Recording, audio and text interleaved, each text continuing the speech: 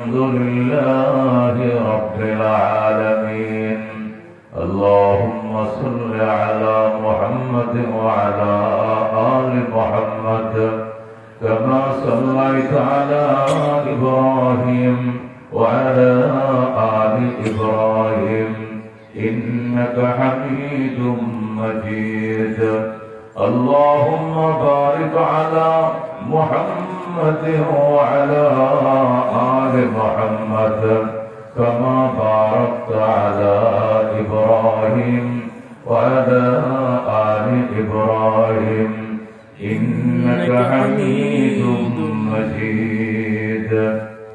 खिलौना समझ कर बेकारो न हमको कि हम भी किसी के बनाए हुए हैं. बलगल बिकमालिही कशफत दुजा बिजमालिही हसनत जमीअ खसालिही सल्लु अलैहि व आलिही. चार दिन की चांदनी फिर अंधेरी रात है. सुन चंदे की चमक देखने की बात है. बलगला बिकमालिही कशफत दुजा बिजमालिही हसनत जमीअ खसालिही सल्लु अलैहि व आलिही. खुदाया न कर मोहताज किसी का ज़माने में नहीं है किसी का कोई तेरे खजाने में. बलगला बिकमालिही कशफत दुजा बिजमालिही हसनत जमीअ खसालिही सल्लु अलैहि व आलिही. मोहब्बत जद ला इलाहा इल्लल्लाह ला इलाहा. बता हमको तेरे राह किस तरफ है. तेरे राह पर चला हमको खुदाया. ला इलाहा इल्लल्लाह ला इलाहा. नगरी का न लंदन से हो उल्फत हमें मस्त मदीना कर खुदाया. ला इलाहा इल्लल्लाह ला इलाहा. न जाबा से न जर्मन से हो निस्बत हमें उश्रक काबा कर खुदाया. ला इलाहा इल्लल्लाह ला इलाहा.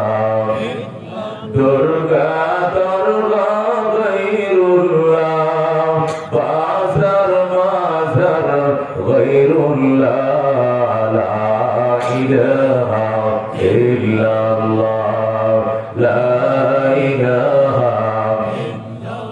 माल दौलत तन पुरुष तारा हलाल मन फनाए मुल्क मौला जुल जलाल. ला इलाहा इल्लल्लाह ला इलाहा ला इलाहा इल्लल्लाह मुहम्मदुर रसूलुल्लाह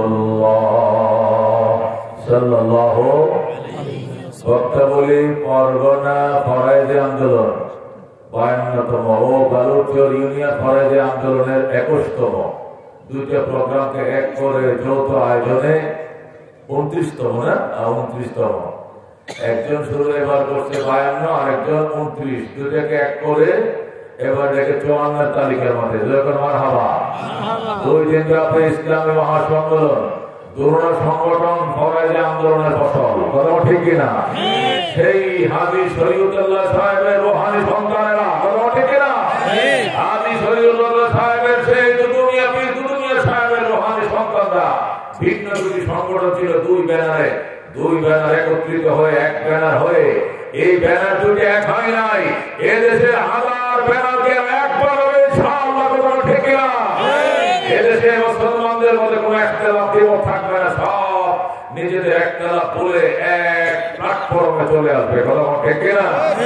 আজকে ঐতিহাসিক 2 দিন ব্যাপী ইসলামী মহাসম্মেলনের শেষ দিনের শেষ অধিবেশন, গুরুত্বপূর্ণ অধিবেশনের সম্মানিত সভাপতি, অতিথিবৃন্দ, হযরত উলামায়ে কেরাম, মুরব্বিয়ান আযম, বারাদারুল ইসলাম, পর্দার আড়ালের পর্দানশীল মা ও ভগ্নীগণ, আল্লাহ রাব্বুল আলামিনের দরবারে অসংখ্য শুকরিয়া। আমি সেই রাজশাহী থেকে আসছি। কোথেকে এসেছি? রাজশাহী, নওগাঁ, সেই পুরসর মহাদেবপুর এলাকা থেকে।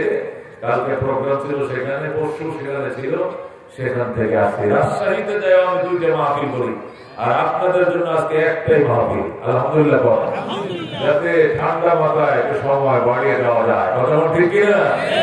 এই জন্য আমি আর দ্বিতীয় কোন প্রোগ্রাম, আমি এক ওয়াজ করোনা লোক না, আমি এতক্ষণ 2 ওয়াজ শেষ করে 3 নম্বরটা দিয়ে দিতাম। কথা ঠিক কিনা? 3টা 4টা করে প্রোগ্রাম থাকে আমার এক রাত্রে। আজকে ওই গত রবিবারে আসছিলাম হলো টঙ্গিবাড়ি মিতারা আশরাফুল মাদ্রাসা, বড় একটা মাদ্রাসা এসেছিলাম। মিতার নাম শুনতে পারতো না? টঙ্গিবাড়ি চারটোর দিকে এসেছিলাম। ওই দিন ওনারা আমাকে বলছে, হুজুর একটা প্রোগ্রাম হাদিয়া যা লাগে সব আমরা দেবো, কিন্তু 2টা প্রোগ্রাম নেবেন না। সেখানে আমি 1.5 ঘন্টা, 2 ঘন্টা আলোচনা করছিলাম। আপনাদের মাঝে করতে চাই, শুনতে রাজি আছেন? কারা কারা? কোরআনের আলো, আল হাদিসের আলো, ফরাজি আন্দোলন জিন্দাবাদ জিন্দাবাদ।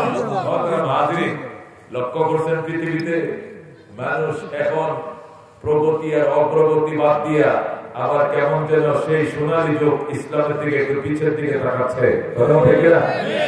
মানুষ প্রগতির দোহাই দিয়া নীতি নৈতিকতার এত সিরিয়াস অবক্ষয় ঘটেছে। বাবার সাথে সন্তানের মিল নাই, শ্বশুরের সাথে পুত্রবধূর মিল নাই, হাউরির সাথে শ্বশুরের কি পুত্রবধূর মিল নাই। কথা ঠিক না?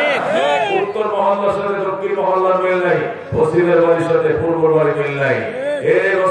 মুসলমানের সাথে মেল মহব্বত নাই। কথা ঠিক না? তারা প্রগতি মানুষকে ধ্বংস করে দিয়েছে। শুধু প্রগতির দুগা, এগিয়ে চলো এগিয়ে চলো। কোথায় এগিয়ে যাবেন আপনি?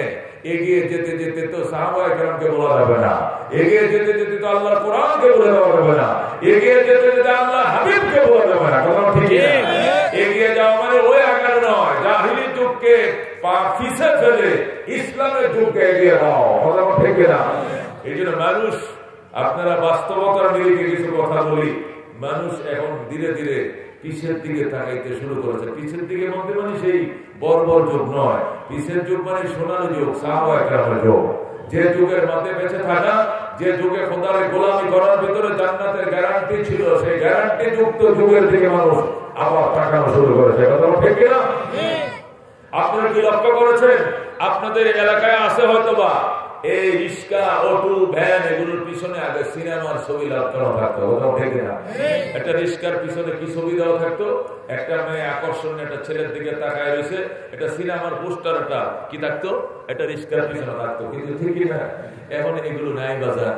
মানুষ জানে এমনি প্রগতির স্লোগান দিয়ে যেভাবে ধ্বংস হইতেছে গোলাপান, আবার যদি সিনেমার পোস্টার ডেলি বারবার রিক্সার পিছনে নজরে পড়ে, তাহলে তো কিয়ামতের ছানি হয়ে যাবে। এই জন্য এগুলো এখন এখন বাসের পিছনে, রিক্সার পিছনে, অটোর পিছনে লেখা খোদা হাফেজ। ঠিক না? লেখা আছে আপনার ছেলেকে মাদ্রাসায় পাঠা। ঠিক না? লেখা আছে আপনার ছেলেকে কোরআন শিক্ষা দেন। এই কথা ঠিক না? আমাদের ঢাকায় বিলাসবহুল যে গাড়িগুলো আছে, যেরকম গ্রিন লাইন আছে, সোহাগের বলবো যে গাড়িগুলো আছে, দামি দামি যে গাড়িগুলো আছে, সবটা গাড়ির মধ্যে উপরে লেখা আল্লাহু আকবার। আয়নার মধ্যে বাসতেছে, এই জলকের মধ্যে ফোকাস বাসতেছে, আর লেখা বাসতেছে আল্লাহু আকবার, সুবহানাল্লাহ, লা ইলাহা ইল্লাল্লাহ, আলহামদুলিল্লাহ। ঠিক না? এখন বাসের মধ্যে লেখে, আগে লিখতো আপনার ছেলেকে স্কুলে পাঠান, এখন লেখে আপনার ছেলেকে মাদ্রাসায় পাঠান। ঠিক না? আপনার ছেলেকে স্কুলে পাঠান, এখন লেখে আপনার ছেলেকে মাদ্রাসায় পাঠান। আপনার ছেলেকে কোরআন শিক্ষা দেন। মানুষ সোনালী যুগ বুঝতেছে, কথা ঠিক না? এটা দুনিয়ার লাইনে যেভাবে দিনের লাইনে একই ভাবে, দিনের লাইনে না দুনিয়ার লাইনে এখন মানুষ পিছের দিকে তাকাইতেছে, ঠিক না? এক সময় মানুষ কিসের ঘরে, মাটির ঘরে থাকতো, ঠিক না? মাটির ঘর ভেঙে পরে কাঠের ঘর বানাইছে বিক্রমপুরওয়ালা। কাঠের ঘর ভেঙে পরে সেমি পাকা ভেঙে এখন ফুল ছাদ বিল্ডিং। ছাদ পাকা করার পর হলো টাইলস, কি করছে এরপরে মুজাহিদও ভালো লাগে না, এরপরে টাইলস, এখন টাইলসও ভালো লাগে না, লাগাইতেছে মারবে, ঠিক না? 12 মাসে একবার থাকেও না, তার মানে ঢাকা শহরে থাকে, ইতালি থাকে, কিন্তু মার্বেল দিয়ে ঘর বানায় রাখছে। ডাক্তার বলতেছে যদি বাঁচতে চাও আবার পিছনের দিকে ফিরে যাও, মাটির ঘরে বসবাস করো, মাটি বাড়াও, তাহলে হার্ট ব্লক হবে না, স্ট্রোক হবে না, গ্যাস্ট্রিক হবে না, আমাশা হবে না, আইবিএস হবে না, নানা রোগ থেকে বাঁচতে পারবো, আবার মাটির ঘরে ফিরে যাও, কথা ঠিক না? মানুষ হানকিতে ভাত খাইতো, হানকি মনে আছে মাটির হানক, হানকিতে ভাত খাইতো, হানকিতে ভাত পাকাইতো, কলসির মধ্যে পানি রাখতো মাটির কলসে। মানুষ এগুলো গুলে টিনের প্লেট নিছে, এগুলোকে গুলে একটু উন্নত করে পরে মেলামাইন প্লেট নিছে, আরো উন্নত হয়ে গ্লাসের কাঁচের প্লেট, আরো উন্নত করে শাহীন পুকুর, এখন আরো দামি দামি। ডাক্তার বলতেছে বাঁচতে চাইলে আবার হানকির প্লেটে ভাত খাও, তাহলে বিনা ওষুধে তোমার গ্যাস্ট্রিক ভালো হয়ে যাবে, কথা ঠিক কিনা? মানুষ তো পিছনের দিকে পিটতেছে, কথা কম ঠিক কিনা? সর্বক্ষেত্রে দেখবেন মানুষ এখন পিছনের দিকে তাকাইতেছে, সোনালী যুগ খুঁজে, সোনালী যুগ খুঁজে। আমাদের ঢাকায় সারা বাংলাদেশের মধ্যে সবচেয়ে দামি রুট কোনটা? আপনারা বলবেন পদ্মা সেতু রুট, তাই না? এর চরটা দামি রুট আছে, এই রুটটা ছোট, 20 কিলোমিটার। কয় কিলোমিটার? কুড়ির বিশ্বরুট থেকে নরসিংদীর দিকে যাইতে, যেটাকে 300 ফিট রুট বলা হয়। এটার থেকে আর ভিআইপি রুট বাংলাদেশে আর নাই। এটার পরে হলো আপনাদের পদ্মা রুট, এরপরে হলো টাঙ্গাইল রুট, এরপরে রংপুরের রুট, এরপরে চট্টগ্রাম রুট, এরপরে ময়মনসিংহ রুট, অন্যান্য। একবার বাংলাদেশের একবারে মডেল রুট হলো 300 ফিটের 20 কিলোমিটার একটা রোড আছে, দেখছেন আপনারা? এটাকে পূর্বাচল রুট বলা হয়। কি বলা হয়?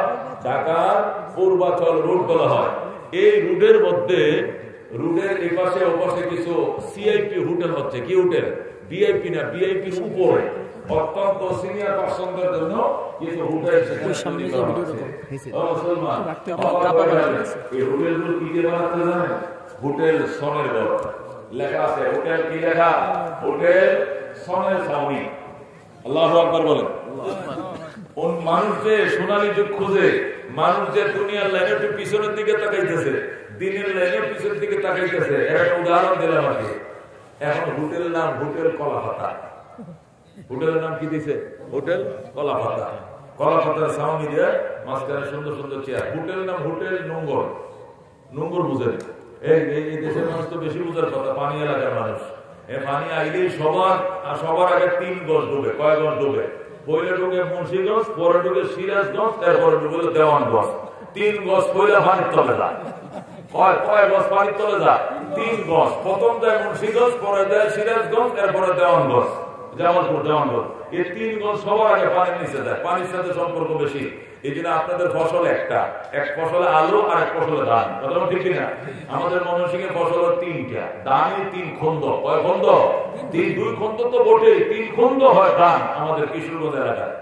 অথচ আপনাদের একটা ফসল ধান আর একটা ফসল আলু, ভুট্টা, অন্য কিছু, কথা ঠিক কিনা? নিচে এলাকা পানি শুকাইতেই সময় লাগে, এর মধ্যে ধান লাগানোর সময় চলে যায়, পরে আলু লাগায়, 1.5 মাসের মধ্যে আলু চলে আসে।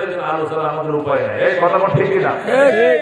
দোস্ত বলতেছিলাম মানুষ এখন সোনালী যুগ খুঁজে, দিনের লাইনেও পিছিয়ে যেতে চায়। দেখি আগে এত দেখলাম নীতি নৈতিকতার সিরিয়াস অবক্ষয়, সামনে বাড়ার সুযোগ নাই।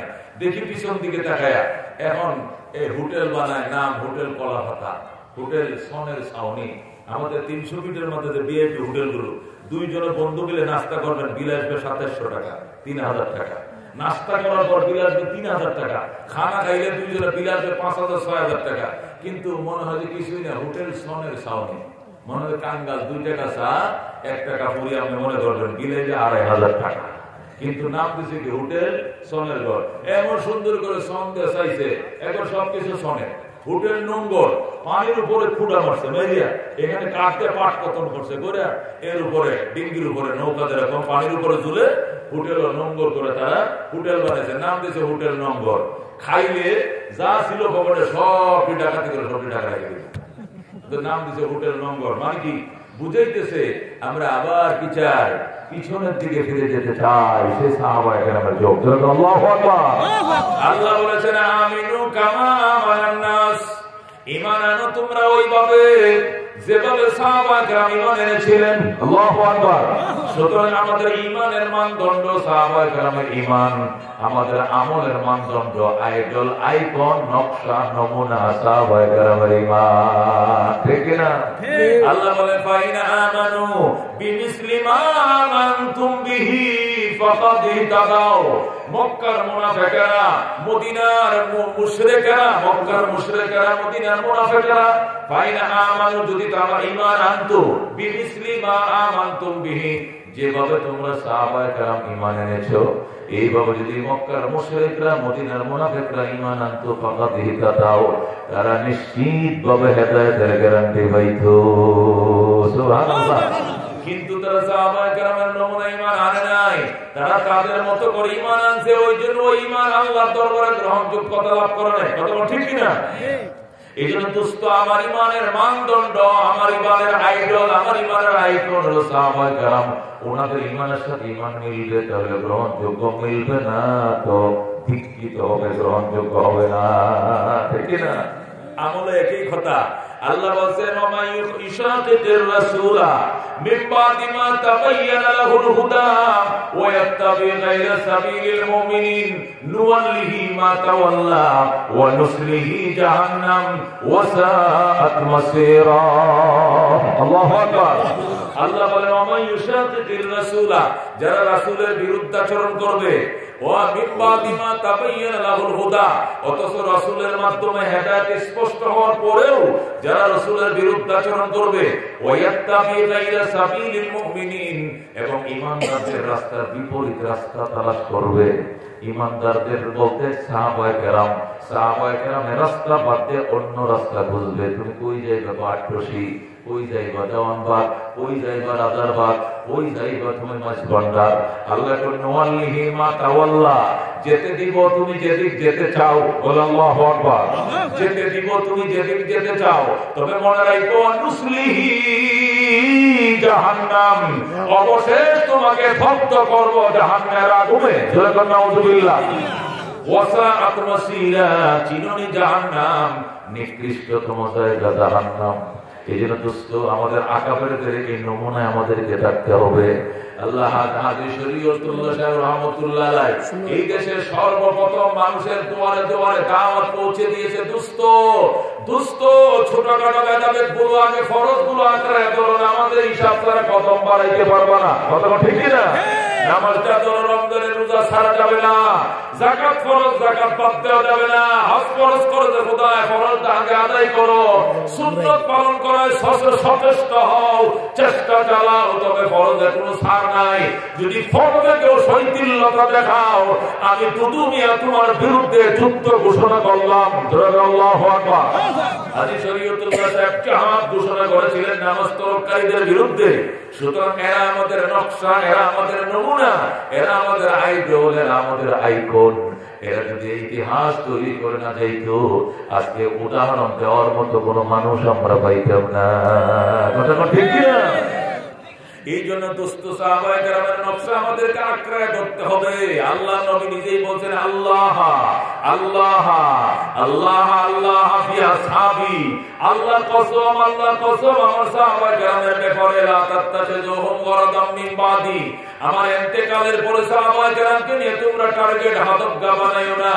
ফামান আহাব্বাহুম, যারা সাহাবায়ে কেরামকে মহব্বত করবে, তবে হুব্বি আহাব্বাহুম, আমি নবীকে মহব্বত করব বলেই সাহাবীদেরকে মহব্বত করবে।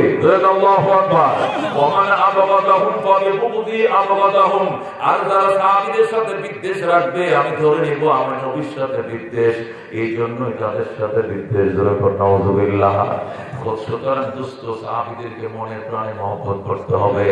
আল্লাহ নবী বলেন আসহাবী কান্নুজুম আমার প্রত্যেকটা সাহাবী আকাশের তারকার মতো। বলবেন আল্লাহু আকবার। আসহাবি কান্নুজুম ফাবিআইহিম ইকতাদাইতুম ইহতাদাইতুম। আমার প্রত্যেকটা সাহাবায়ে কেরাম আকাশের নক্ষত্রের মতো, যে কোন আদনা সাহাবীর অনুসরণ করবে ডাইরেক্ট হেদায়েত পেয়ে যাবে। আল্লাহু আকবার। এইজন্য দোস্ত আল্লাহ নবী বলেন, ক্বালা রাসূলুল্লাহ সাল্লাল্লাহু আলাইহি ওয়াসাল্লাম খায়রু উম্মতি কারনি সুম্মাল্লাযীনা ইয়ালুনাহুম সুম্মাল্লাযীনা ইয়ালুনাহুম। খায়রু উম্মতি কারনি, খায়রুল কুরুনি কারনি।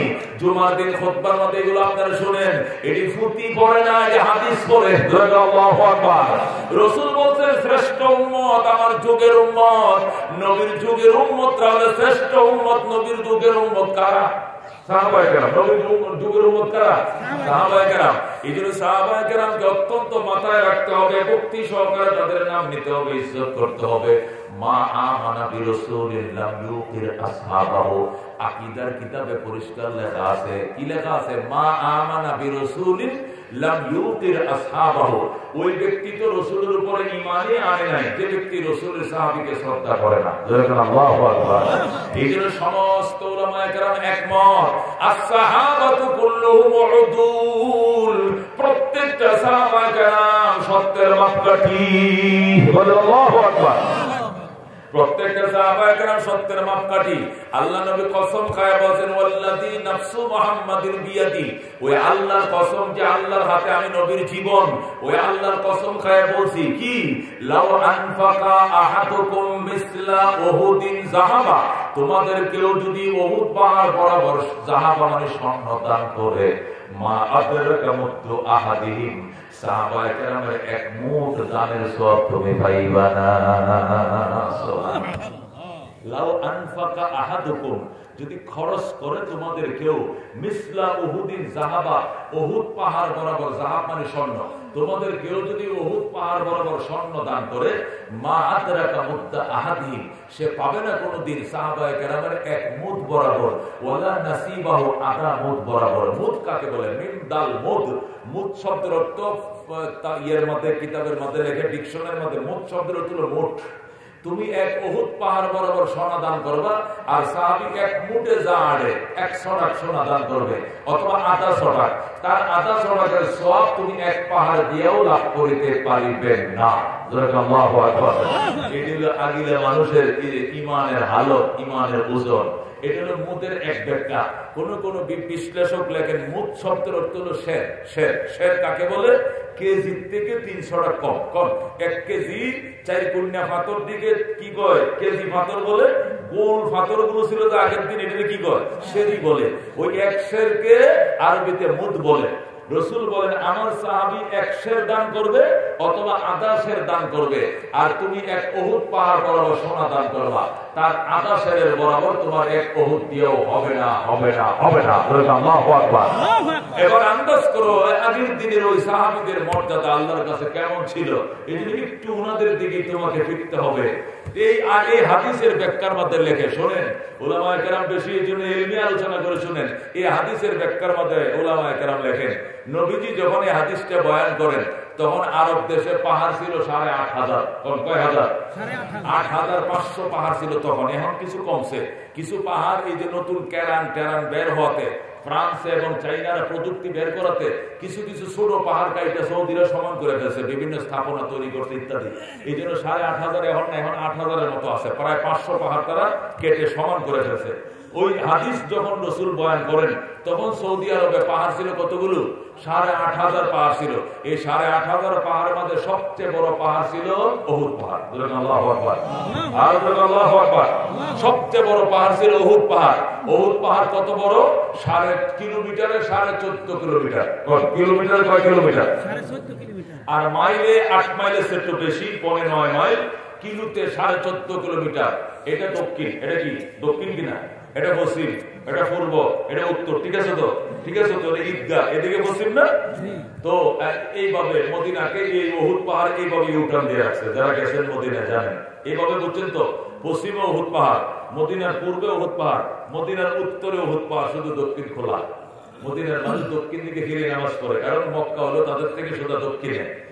মদিনার মানুষ দক্ষিণ দিকে ফিরে নামাজ পড়ে এবং মদিনার যত গাড়ি ঘোড়া মক্কা থেকে আউট গোয়িং করে দক্ষিণের ওই পথ দিয়ে, কারণ 3 দিকে উঁচা পাহাড়, ওই দিক দিয়ে কোনো রোড ঘাট নাই, এক রোডেই তারা ঢুকে মদিনায়, এই রুট দিয়ে তারা বের হয়। দোস্ত মুহাদ্দিসিনে কেরাম লেখেন, রাসূল যখন এই হাদিস বয়ান করেন তখন 8,500 পাহাড় ছিল, এর মধ্যে সবচেয়ে বড় পাহাড় ছিল উহুদ পাহাড়। সুবহানাল্লাহ। এই উহুদ পাহাড়ের সাথে তুলনা করে রাসূল বলতেছেন, লাউ আনফাকা আহাদুকুম মিসলা উহুদিন যাহাবা, তোমাদের কেউ যদি উহুদ পাহাড় বরাবর সোনা দান করে, মা আদরাকা মুদ্দা আহাদিহিম, সাহাবায়ে কেরামের এক শের দানের সওয়াবের কাছেও যাইতে পারবে না, ওয়ালা নাসিবাহু, এক শের দূরের কথা 8 শেরের বরাবর সওয়াব তুমি অর্জন করতে পারবে না। দ্রাগিলা ইমানদারের ঈমান আর শক্ত না, আমাদেরটা শক্ত, ওনাদেরটা শক্ত, কথা ঠিক কিনা? এজন্য একটু সোনালী যুগের দিকে আমাকে আপনাকে যেতেই হবে। সমস্ত আকীদার ইমামরা একমত, আকীদা আকায়েদের কিতাব আছে, আকীদার ইমামরা একমত এই কথার মধ্যে। কোন কথার মধ্যে একমত?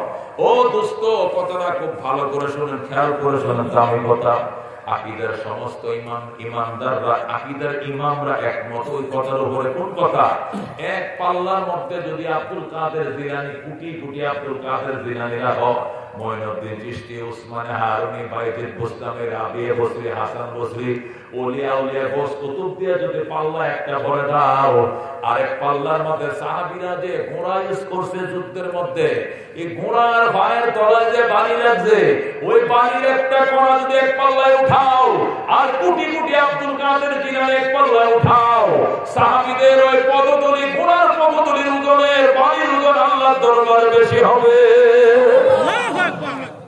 ও দোস্ত, এবার বুঝো সাহাবায়ে কেরাম কাকে বলে। ও দোস্ত, একে বলে সাহাবায়ে কেরাম। আল্লাহু আকবার। রাহমাতুল লিল আলামিন সাল্লাল্লাহু আলাইহি ওয়াসাল্লাম উম্মত। এইজন্য সবাই পিছনের দিকে যাচ্ছে, আপনারা আমরা যাইতেইব, সরষের তেল খাইতে নাগে। এরপরে বিদেশিরা আগ্রহে বুঝাইছে সোয়াবিন খাও, খাইতে খাইতে বলক মলক হইতে হইতে শেষ, রিং করাইতে আর ওপেন হার্টদারে করতে করতে শেষ। ডাক্তাররা যদি বাঁচতে চাও আবার সরষের তেল খাও, কথা কোন ঠিক না? এতদিন সরষের তেল মাঝখানে কেউ খাইতো না, বোতল দাঁত ছিল না, এখন আবার বোতল দাঁতের বহু কোম্পানি বের হয়েছে, এখন সবাই সরষের তেলের উপরে চাহিদা বেশি, কথা ঠিক না?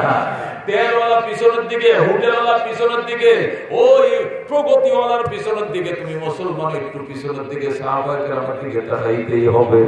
আল্লাহু আকবার।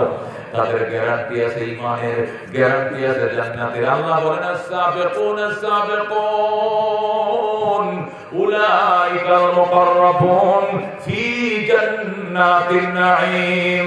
আল্লাহ বলেন, আস-সাবিকুন আস-সাবিকুন, অগ্রবর্তীরা অগ্রবর্তী থাকবে। বলেন আল্লাহু আকবার। অগ্রবর্তীরা অগ্রবর্তী, এর অর্থ কি? মানে যারা আগে কালমা গ্রহণ করছে এরা জান্নাতে আগেই যাবে, এই অর্থ। আল্লাহু আকবার। আস-সাবিকুন আস-সাবিকুন, অগ্রবর্তীরা অগ্রবর্তী, উলাইকাল মুকাররাবুন, তারা নৈকট্যপ্রাপ্ত, ফি জান্নাতিন নাঈম, নিয়ামত সমৃদ্ধ জান্নাতের ভিতরে। সুবহানাল্লাহ। দেখছেন সাহাবায়ে কেরামের প্রশংসা আল্লাহ কেমনে করে? আস-সাবিকুন আস-সাবিকুন, যারা আগে আইছো ঈমানের লাইনে, আগে যাইবা জান্নাতের লাইনে। আল্লাহু আকবার। যারা ঈমানে সবার আগে, জান্নাতেও সবার আগে, এরাই নৈকট্য প্রাপ্ত দল, এরাই হবে নিয়ামত সমৃদ্ধ জান্নাতের মালিক। সুবহানাল্লাহ। আল্লাহ বলে, মুহাম্মাদুর রাসূলুল্লাহ ওয়াল্লাযীনা মাহু আশিদ্দাউ আলাল কুফফার রুহামাউ বাইনাহুম তারাহুম রুকআন সুজদান ইয়াবতাগুনা ফাদলান মিনাল্লাহি ওয়া রিদওয়ানা সীমাহুম ফি উজুহিহিম মিন আসারিস সুজুদ। আল্লাহু আকবার। আল্লাহ কো এটা শুধু কোরআনে না, এটা তাওরাতেও আগে বলা ছিল, ইনজিলেও বলা ছিল। মুহাম্মাদুর রাসূলুল্লাহ এবং তার সাথী যারা, এরা হলো কাফেরদের বিরুদ্ধে প্রচন্ড বিদ্রোহ, নিজেদের বেলায় একে অপরের প্রতি অত্যন্ত সহমর্মশীল, কথা ঠিক না? সাহাবায়ে কেরাম কাফেরদের সাথে জীবনেও আপোষ করে নাই, কোন আপোষ নাই, বেঈমানদের সাথে হাত করে নাই, কিন্তু নিজেদের বেলায় কলিজা ছিঁড়ে খাওয়াইছে। যুদ্ধের ময়দানে 70 জন সাহাবী পানি পানি করে চিৎকার শুরু করছে, পানির পিপাসায় মারা যাবে এমন অবস্থা। পাশের গ্রাম থেকে এক লোক 1 গ্লাস পানি নিয়ে আসে, এসে বলছে আর বেশি সমস্যা, সে শুধু পানিটা পান করেন, অথবা এক ডুব করে সবাই পান করেন। 1 মশক পানি নিয়ে এসে 1 জগ, তৃষ্ণার কাতর হলো 70 জন, পানি এসে 1 মশক, আইনে প্রথম জনকে দিছে, উনি তো আমার ভাইরে দাও, উনি বলে আমার ভাইরে দাও, ভাই বলে উনার ভাইরে দাও, উনি বলে উনার ভাইকে দাও, দিতে দিতে 1 নম্বরের গ্লাস চলে গেছে 70 নম্বর সিরিয়ালে। কেউ পানি পান করে নাই, গ্লাসও গেছে ওই মাথায়, শাহাদতের মিছিলও গেছে ওই মাথায়, পানি পানি জায়গায় রয়েছে, প্রত্যেকটা সাহাবী শহীদ হয়ে যায়। আল্লাহু আকবার। দুনিয়ায়ে সদাকত মে তেরে नाम रहेगा, सिद्दीक तेरे नाम से इस्लाम रहेगा, दुनियाए अदालत में तेरे नाम रहेगा, फारूक तेरे नाम से इस्लाम रहेगा, दुनियाए सखावत में तेरे नाम रहेगा, उस्मान तेरे नाम से इस्लाम रहेगा, दुनियाए शुजाअत में तेरे नाम रहेगा, हैदर तेरे नाम से इस्लाम रहेगा। मरहबा। এই জন্য তো বলতুস্ত আল্লাহ যখন সাহাবীরা একের পর এক সব সাহাবী শহীদ হয়ে গেছে, একজনও পানিটা পান করে নাই, আল্লাহ সবাইকে শাহাদাতের পানি পান করায় শহীদি দরজা দিয়ে দিছে। সাথে সাথে আল্লাহ আয়াত নাযিল করতে, ওয়া ইউসিরুনা আলা আনফুসিহিম ওয়ালাউ কানা বিহিম খাসাসা ওয়া ইউসিরুনা আলা আনফুসিহিম। আল্লাহ বলে আমার বন্ধুর প্রত্যেকটা সাহাবী তার ভাইকে নিজের উপরে প্রাধান্য দেয়, যদিও বা নিজেদের কষাকষি, নিজের পেটে ভাত নাই, নিজে না খায়াও তার বাইরে খাওয়ায়। আল্লাহু আকবার। এই জন্য দুস্থ সাহাবায়ে কেরাম আল্লাহ তাদের প্রতি সন্তুষ্ট হয়ে গেছেন, আমাদের সন্তুষ্ট থাকতে হবে। আল্লাহ বলেছেন রাদিয়াল্লাহু আনহুম ওয়া রাদু আন, আল্লাহ আমি নিজে ওদের প্রতি সন্তুষ্ট, কারণ আমি আল্লাহর প্রতি সন্তুষ্ট। এখন তুমি উম্মত হয়ে যদি বলো না ওনার এই ভুল, ওনার এই ভুল, নিজের ভূগোলটা সঙ্গে দেখো বন্ধ করে কিনা আরেকজনেরটা পড়ে, ঠিক কিনা? নিজের পায়খানা সঙ্গে দেখো গন্ধ আছে কিনা, সাহাবীদের গন্ধ খুঁজো না। ও দুস্থ, এটি কপাল পোড়া মানুষের আলামত, খবরদারি করে কইরো না। আল্লাহ বলেন লাকাদ রাদিয়াল্লাহু আনিল মুমিনিন ইয ইউবাইউনাকা তাহতা আশ-শাজারা ফাআলিমা মা ফি কুলুবিহিম। আল্লাহ বলেন লাকাদ রাদিয়াল্লাহু আনিল মুমিনিন, নিশ্চয় আমি আল্লাহ সাহাবায়ে কেরামের প্রতি রাজি হয়ে গেলাম। সুবহানাল্লাহ।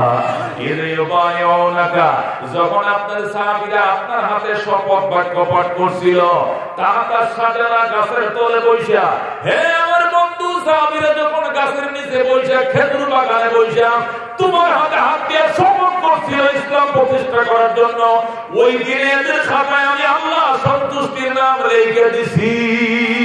আল্লাহু আকবার। এই সাহাবীদেরকে নিয়ে খবরদার কোনদিন মুখ খুলবেন না। আল্লাহ রাব্বুল আলামিন অন্য আয়াতের মধ্যে ইরশাদ করেন, রব্বুল আলামিন বলেন ইয়া আইয়ুহান নাবিয়্যু হাসবুকাল্লাহ